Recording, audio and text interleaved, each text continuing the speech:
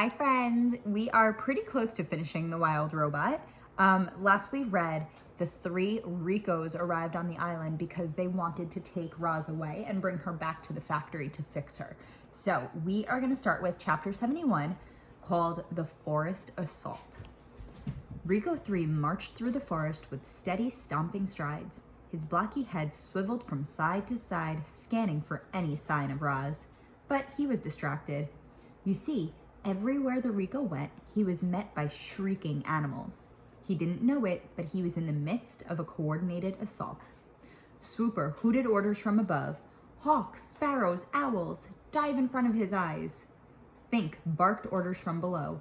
Hares, weasels, foxes dashed between his legs. The forest was seething with an army of wild animals, distracting the robot, luring the terrible thing deeper into their trap. Chit-Chat leaped out from the branches and clawed at the robot's eyes, yelling, "Anyone who shows up on our island and tries to take my friend's mother away has a big problem with me." Then she leaped back into the branches. With each stride, the ground grew a little softer and the robot sank a little deeper until he was up to his waist in thick, heavy muck. His churning legs slowed to a stop and he stood there computing whether to move forward or backward. Rico 3 was now an easy target. "Begin the bombardment," ordered Swooper. The sky darkened as a swarm of birds descended from the treetops. They swooped past the robot and splattered his face with their droppings. Bird after bird swooped and splattered, and the Rico's eyes were instantly caked in filth. "Don't let up," screeched the owl. "Give it everything you've got." There seemed to be an endless stream of birds with an endless amount of droppings. They dashed out from the weeds, the fuzzy bandits. Tawny and Crown Point looked on from the underbrush. The buck lowered his head, and then they went and slipped into the shadows. By the time Rico 3 realized what was going on, it was too late. He let out a sad electronic tone. And then, as the birds continued their bombardment, the robot turned and blindly trudged back through the muck. It was now time for the final stage of the plan. Broadfoot the bull moose emerged from the trees and stood directly in the path of the blinded robot. Rico 3 had no idea that his every step brought him closer to the mighty animal.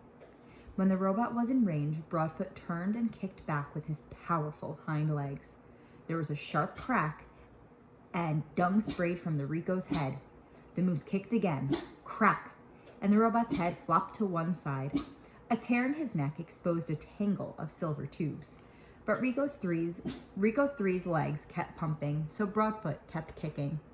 He pounded the robot's head with his heavy hooves, denting and crushing it into an ugly shape. And with one final crack, the head broke loose, soared through the air, and squelched into the muck. The headless robot fizzled and smoked, his legs ground to a halt, and he never moved again.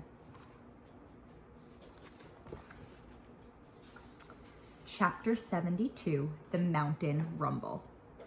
Rico 2 stood at the mouth of the cave. "Rosm Unit 7134, are you in here?" The only response was his own flat voice echoing back, but he sensed movement somewhere down the tunnel, so he switched on his headlights and marched inside. The Rico marched past animal bones and rock piles and wide cracks in the walls. His blocky head swiveled from side to side, scanning for any sign of Roz. She was nowhere to be found, so he turned and marched back toward daylight. And then a deafening roar filled the cave. From the shadows flew a giant body. Mother Bear charged into the robot and smashed him against a wall. Then Nettle and Thorn jumped in, and together the family went to work. They rammed his legs, they slashed his chest, they muscled him to the ground. On his way down, Mother Bear roared again, and with all the commotion, the walls began to crumble. Nettle grabbed her brother by the scruff and pulled him outside as an avalanche of rock thundered behind them. Mother Bear howled. Stones clanged against Rico 2. The avalanche slowed and settled as a cloud of dust billowed out from the cave. "Mother?" Nettle peered into the darkness. "I'm here," said a weak voice. The young bears dashed inside and found their mother half buried. They pulled heavy stones from her body and dusted her off. "I have broken bones," she rasped, "but they will heal. Where is the robot?" Rico 2's headlights switched back on. Stones tumbled as the robot staggered to his feet. His body was scratched and scraped. His head was badly dented. His left arm was completely useless, so, thwip, it was tossed aside. Then the one-armed robot limped out of the cave and continued the hunt for Roz. "Don't worry about me," Mother Bear growled to Nettle and Thorn. "Get that robot." With his heavy limp and his grinding gears, Rico 2 was easy to track. The young bears caught up with him as he was entering a grove of pines, but they didn't attack. Not yet. There was a better place to finish him off up ahead. So they hung back and followed him across the mountainside. The distant rumble of the waterfall grew louder with each passing minute, and then a slash of white appeared through the trees. Soon the robot was standing beside the roiling, frothing river just above the falls. He was too badly damaged to leap over the falls, or to wade through the rapids, or to climb down the cliffs, but he had to continue his hunt for the target. So he started limping upriver in search of a safer crossing. There was a rustling, and the young bears exploded out from the trees. They threw their heavy shoulders against the robot's body, and he stumbled sideways onto the riverbank. Nettle reared up and wrestled the robot, twisting and shaking him with all of her strength. Rico 2 felt his feet slipping on the rocks. He felt his body tipping over, and then he plunged into the white water, and he brought Nettle with him. The current immediately swept Nettle toward the falls. She rolled through the rapids, crashed into one rock, and then desperately clambered onto another. Rico 2 stood straight up, and the river rushed around him. He took a step, slipped, and disappeared beneath the water, but then he was up again. Thorn ran to help his sister, but she was pointing upriver and roaring, "Use the logs!" When the younger bear turned around, he saw what she meant.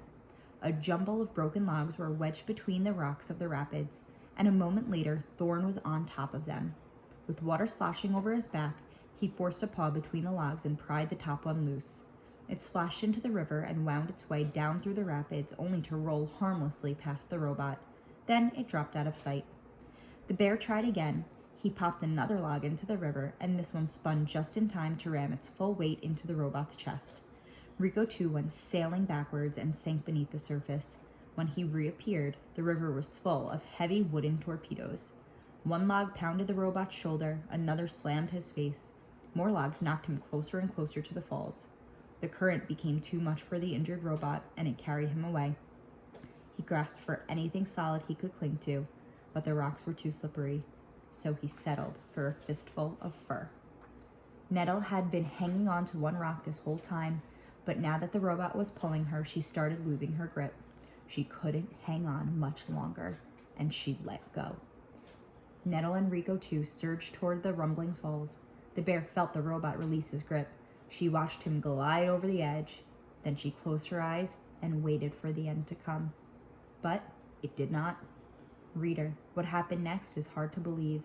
You see, the river didn't fall away beneath Nettle. It tightened around her. Hundreds of fish surrounded the bear. They pressed their faces into her fur, they thrashed their tails against the current, and they slowly pushed her away from the edge. Farther and farther they went, gradually moving upriver until Nettle's brother pulled her from the water. The bears collapsed onto the riverbank, and when they looked down, they saw hundreds of fish looking back up. "Thank you," roared Nettle. "I'll never eat fish again." The fish smiled and sank into the rapids.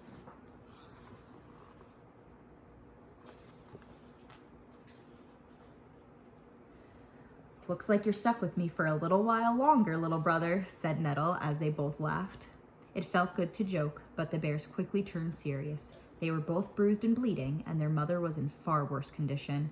However, it would all be worthwhile if Rico 2 had finally been destroyed. The bears crept to the edge of the cliff, and there, at the bottom of the waterfall, strewn across the wet rocks, was the shattered body of the robot. After all the animals in the forest started to help and plan these attacks to destroy the robots, Rico 3 and Rico 2 have been destroyed. So all that leaves left is Rico 1, and I bet he is desperately searching for Roz. So in the next chapter, we are going to see what happens with that, and hopefully our robot gets away. See you next time.